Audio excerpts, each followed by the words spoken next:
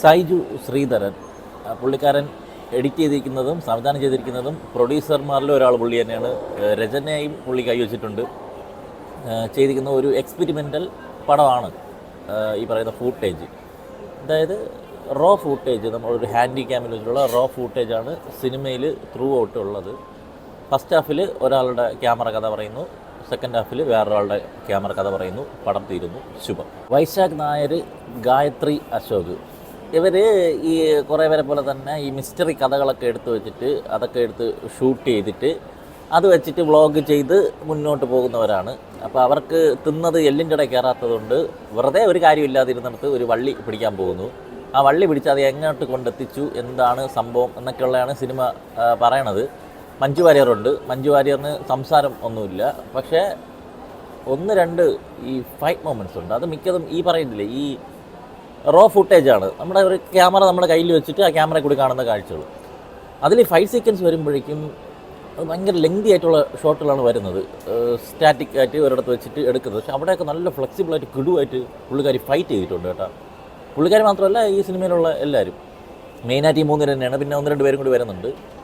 Fight സീക്വൻസൊക്കെ അടിപൊളിയായിരുന്നു. അതുപോലെ ഇങ്ങനെ പോകുമ്പോൾ ചില സീനുകളൊക്കെ അൺഎക്സ്പെക്റ്റഡ് ആയിട്ട് വരുമ്പോൾ ജംപ് സ്കെയർ എന്ന് പറഞ്ഞാൽ ഭയങ്കര പേടിയൊന്നുമില്ല, നമ്മൾ പ്രതീക്ഷിക്കാത്ത സംഭവങ്ങൾ കുറേ വരുമ്പം നിന്നതിപ്പിൽ വരുമ്പോൾ അത് ഈ ഭയങ്കരമായിട്ട് റിയലിസ്റ്റിക് ആയിട്ട് ഫീൽ ചെയ്യും. അതൊരു ഇമ്പാക്റ്റ് പല സീനുകളിലും തിയേറ്ററിലുണ്ടായിട്ടുണ്ട്. ഇതൊരു 18+ പടമാണ്. അതിൽ സെക്ഷലി ആയാലും ഭയങ്കരമായിട്ട് നല്ല രീതിയിൽ കാണിക്കുന്നുണ്ട്, എക്സ്പോസ്ഡ് ആണ്. അപ്പോൾ ഫാമിലി ഒന്നും പോയി കാണരുത്.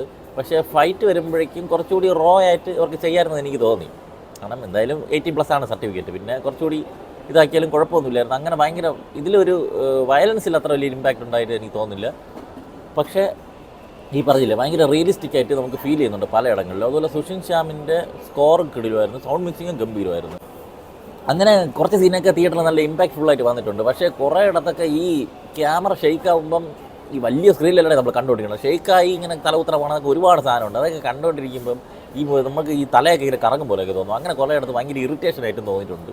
അത് മാത്രമല്ല, ചിലയിടത്തൊന്നും പടം നീങ്ങാതെ ഇട്ട് ഇഴച്ച് പോകുന്നുണ്ട്. ഭൂരിഭാഗവും ഇവർ കാണുന്ന കാഴ്ചകൾ, ക്യാമറ കാണുന്ന കാഴ്ചകളാണ് കാണിച്ചുകൊണ്ടിരിക്കുന്നത്. അപ്പോൾ തന്നെ ഇവർ കുറേ കാര്യങ്ങൾ അങ്ങോട്ടും ഡിസ്കസ് ചെയ്യുന്നുണ്ട്. അപ്പോൾ തന്നെ അവരുടെയൊക്കെ ക്യാരക്ടർ, ഇപ്പോഴത്തെ ആൾക്കാർ കുറേ പേരുടെ ചിന്താഗതിയും കാര്യങ്ങളൊക്കെ നമുക്ക് കറക്റ്റായിട്ട് അതിൽ കൊണ്ടുവരുന്നുണ്ട്. അങ്ങനെ ഒന്ന് രണ്ട് കിടിലൻ ഡയലോഗ്സും ഞാൻ നോട്ട് ചെയ്തിട്ടുണ്ടായിരുന്നു. അടിപൊളിയായിരുന്നു അതൊക്കെ.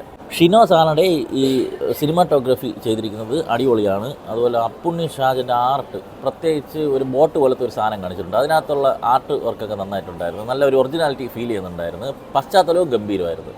ഇതൊക്കെ തന്നെ ഉണ്ടെങ്കിലും നമുക്ക് അങ്ങനെ ഒരു എൻഗേജിങ് ആയിട്ട് സിനിമ കണ്ട് തീർക്കാൻ പറ്റുന്നില്ല. കുറച്ചുകൂടിയൊക്കെ ചുരുക്കി പെട്ടെന്ന് തീർത്തില്ലെങ്കിൽ എന്ന് ആഗ്രഹിച്ച ഒരുപാട് സ്ഥലങ്ങളുണ്ടായിരുന്നു.